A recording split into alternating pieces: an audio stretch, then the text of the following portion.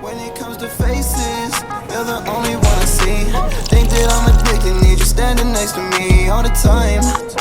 And you stay on my mind, living rent-free in my brain. Girl, you driving me insane, oh yeah. You give me chills down my spine. Took my watch off, I just wanna take up all your time, oh yeah. Your love's a mountain I would climb, and I surely catch a case if they say loving you's a crime, oh yeah. And all my lonely homies getting cuffed, yeah. So when it's time for all the couple stuff, you know it's up, yeah. So right now it's midterm season, and for the past 2 weeks, I've been placing my work obligations over my personal obligations. And I feel like this has led to a decrease in my mental health. And I just think the past couple of weeks, I haven't really been satisfied with how I've been using my time, and it's led me to question my views on time management. So traditionally, I've viewed time management as a way to organize my time and basically make sure that I get everything done. And I first started managing my time in high school. And during the first year and a half in high school, I really struggled because in middle school, I was the top student basically in my class. And I was used to, getting A's and excelling and being one of the best students. But in high school, I enrolled into one of the best schools in my state. And I found it to be challenging to do well because it was the first time where I was in an environment where most of the people around me were as smart as me, if not smarter. And so during that first year and a half, I got, some C's. I even got, I think, a D one term in a Spanish class.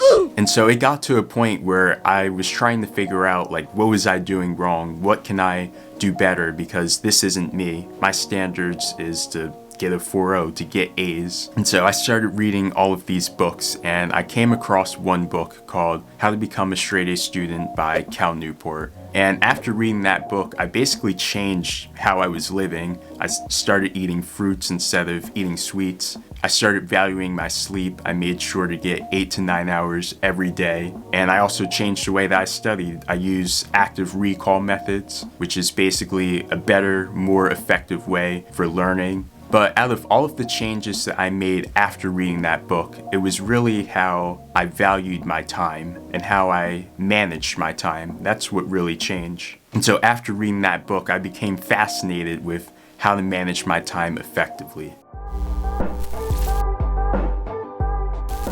So after a year and a half in high school, I started managing my time, and it did wonders. I would basically go home, I would plan my day by the hour, I would focus on doing my assignments. I would basically be done by 8 or 9 o'clock. After that, I would read for an hour, and I would basically go to sleep by 10 o'clock. And then the next day would be pretty similar. And my grades drastically improved. I started getting A's on all of my tests and essays, and I felt like I was excelling. And I also wasn't doing my assignments at the last minute anymore, so I felt way less stressed out. By the end of my high school career, I had a 4.0 on a 4.2 scale. I was in the IB program, which was one of the top programs in my school. And I also made first team all public league for soccer and became the captain of my team. And for me, I credited all of this because of my ability to manage my time more effectively. I felt like my ability to manage time was great, and I basically credited all of my success at that time to my improved time management. But then something happened during my senior year, something that all of you guys can relate to: COVID.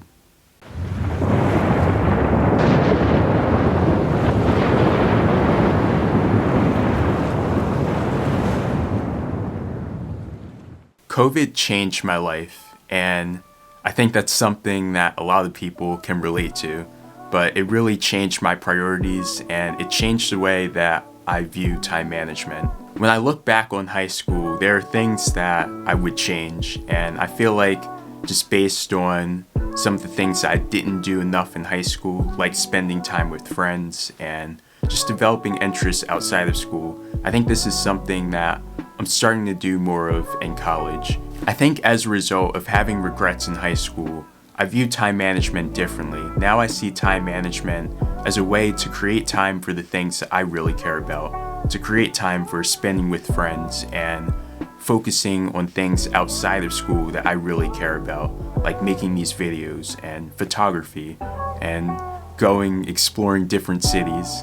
Those are things that I care about, and I see time management as a way to protect that time instead of focusing on school.